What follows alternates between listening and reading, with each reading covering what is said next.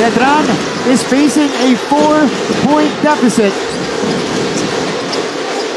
Javier Leonor.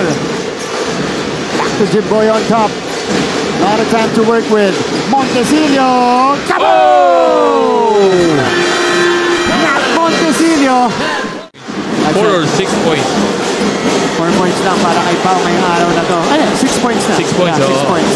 Kasi dalawa sa first, tapos 4 dito sa second. Pumunta sila kay Boral sa baseline. Boral with a quick spin. Big basket for JP Boral. Wala na silang pupuntahan. Puro linya eh. Yeah. Ito yung tira ni Nat Montecillo kanina sa galing kapasan ni Jimboy. Puro diretso yung tira. Ito yun naman yung poste ni Boral kanina. Getting around. Wow, that.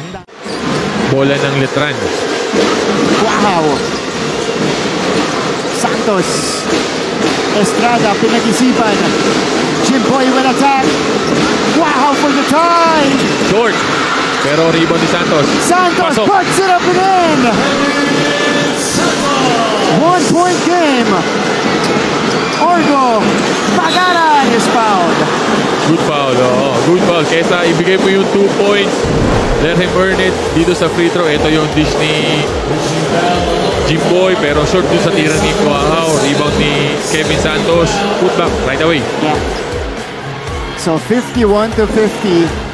Maganda mag-decision si Jimboy when it comes dito sa mga... Ay, ito. They get it to Jimboy.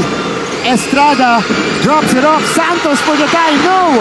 Pavillionar, wala pa rin. Santos cleans it up. And we are all tied at 52 all. I believe this is our first deadlock of the game. Timeout, Perpetual Altas.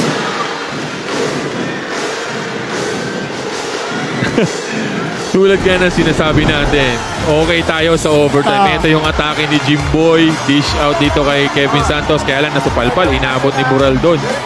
Follow up ni Pau. Wala pa rin. Pero ang laki ng Kevin Santos. Pag hindi mo nilagyan ng katawan yan, talo ka. Yeah.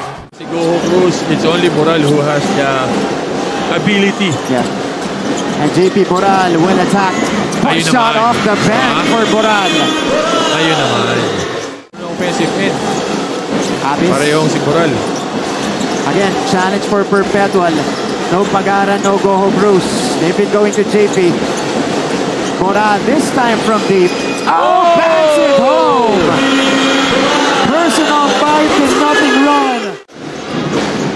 Dalawang possession. Siya yung pinuntahan ng Perpetual dito. Ito si Jimboy. Montecillo. Montecillo. Ayun naman. From long distance.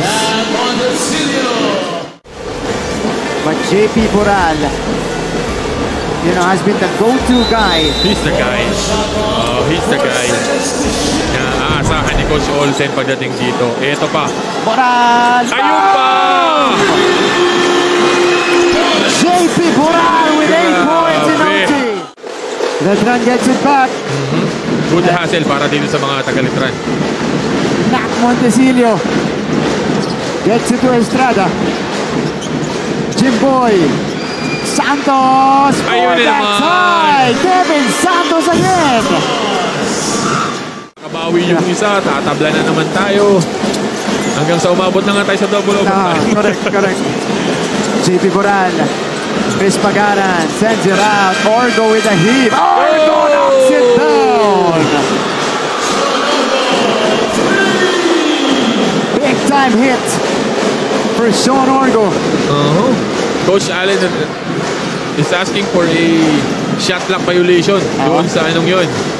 Ramdam, kala niya hawak pa ni Orgo yung bola. Ito, Montecillo. Eh, sabi ng refs, umabot daw.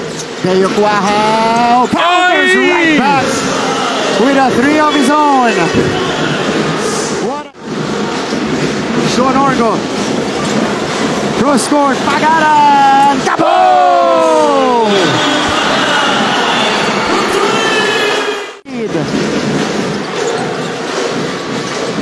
Estrada. Luna, Montecillo for the tie. Kaboom! this game. Just moments ago, trap, Santos, Estrada, Becker is good. 5-point lead for Letran. In the third overtime, Perpetual needs a response penalty, and they get it from their captain, Chris Pagaran. Mag-give up. Ayaw mag-give up itong mga bata to. Oh, Still. and they get a seal. Oh no, Montecillo recovers. Jimboy to the corner. Wow, with a jack. Wow, yes. Yun. Deo Cuaja with a strong 2 minutes left. Oh. Pick and roll, Abis. What a pass. Ersado. Yeah, cuts the lead to 2. Dalawa na. Jimboy. Discarte. Luna Golde. Tabo! Letran in front by 5. And now it's with Jimboy Estrada. Ito na. They had a 5-point lead. Jimboy against Orgo. Estrada. Crossover. Fade. Got it! Jimboy with the dagger of the game.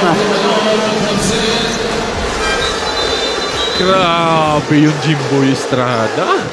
Dito sa mga batang to. Ito, John Abis. Ganda ng pasa. Feeding Helsano, but Jimboy Estrada. Ito muna yung 3 puntos na iwanan si Joseph Nunag. Ito yung crucial. Ito naman yung atake ni Jimboy. Akin na to. Kinuha na nga niya. So, Before sinarili na niya.